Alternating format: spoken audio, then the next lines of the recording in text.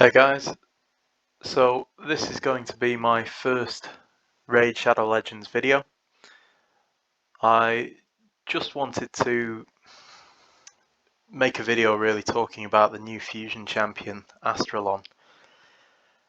And for anyone who's found this channel, you probably already watch the likes of Ash and Hell Hades in the community.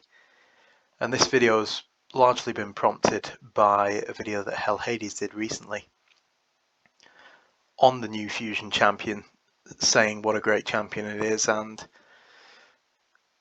dealing with some of the comments about the kit being situational at best.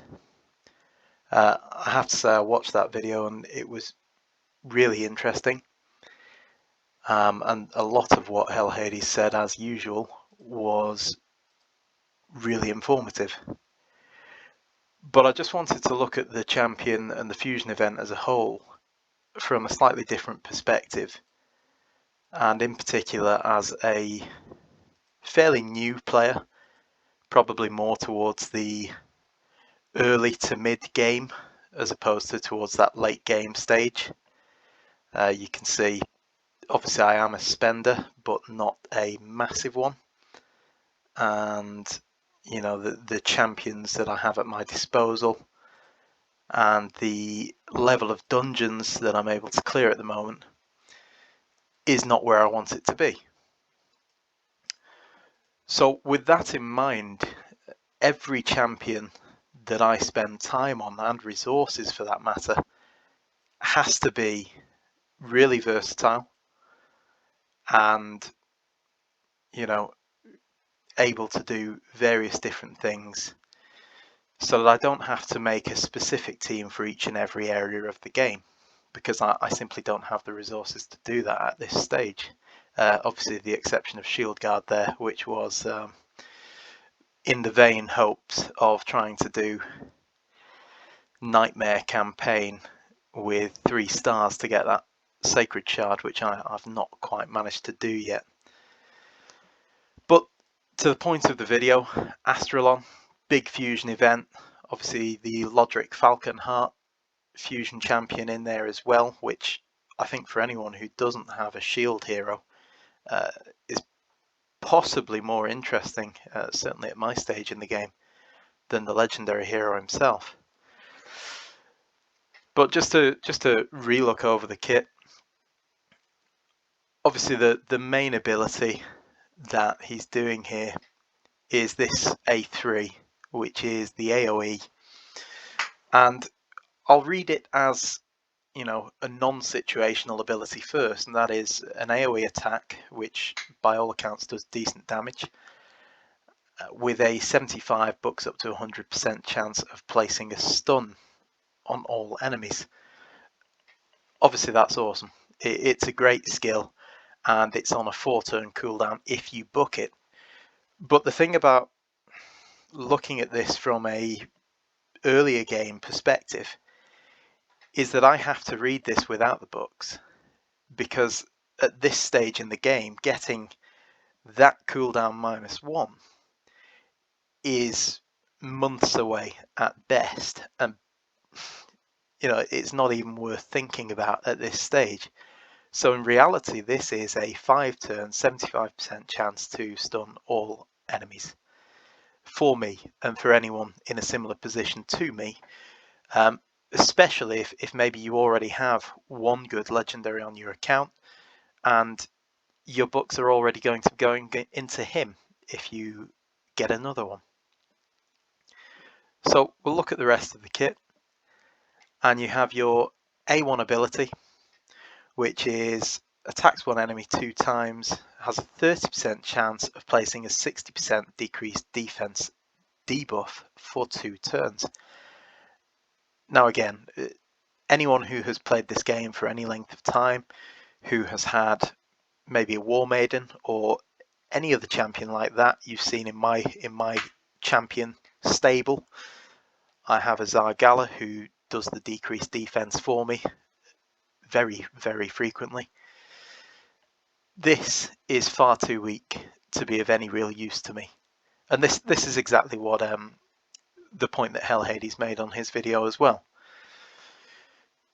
So really, it's just an A1 2-time attack, which does decent damage. The debuff is there, but it can't be relied upon. It's better to have it than to not have it.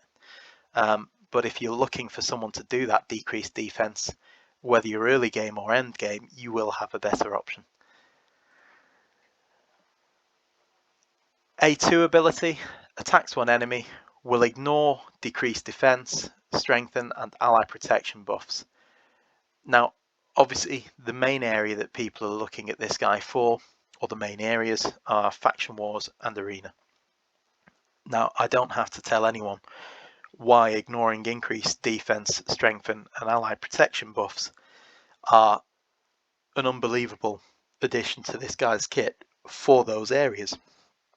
But to go back to what I said at the start of the video, if you're in the early to mid game, you can't really afford to put the resources into a champion that can only really do 1 or 2 areas of the game, especially if those areas are arena, let's say, and you still can't do level 20 dungeons to get the best gear in the game.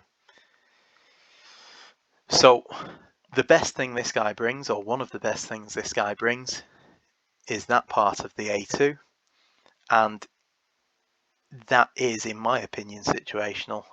So when you're looking to get the most out of your resources as an early to mid game player, it just does not appeal to me.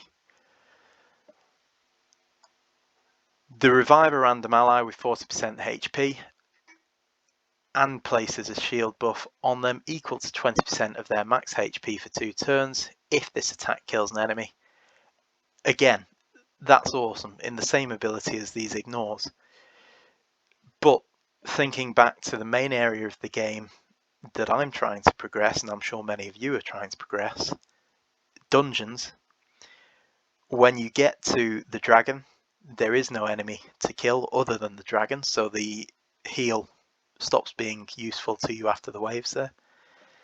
The same applies really to Spider. I'm sure if you're autoing it, if you want to auto the Spider, I highly doubt that this A2 will target the Spiderling and get someone up when you really need it to.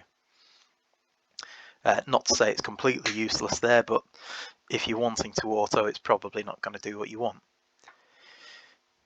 Looking at the Ice Golem, obviously there are the 2 enemies there, so clearly it's going to be of the most use there of all the dungeons.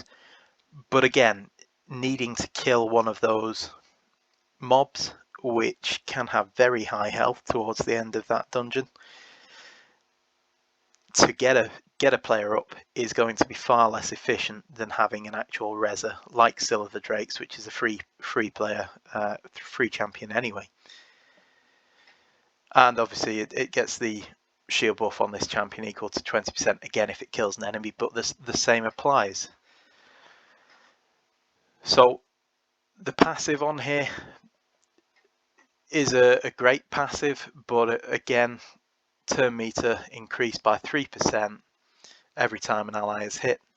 The 3% is not going to make any noticeable change, I wouldn't have thought. Also, the way this reads to me,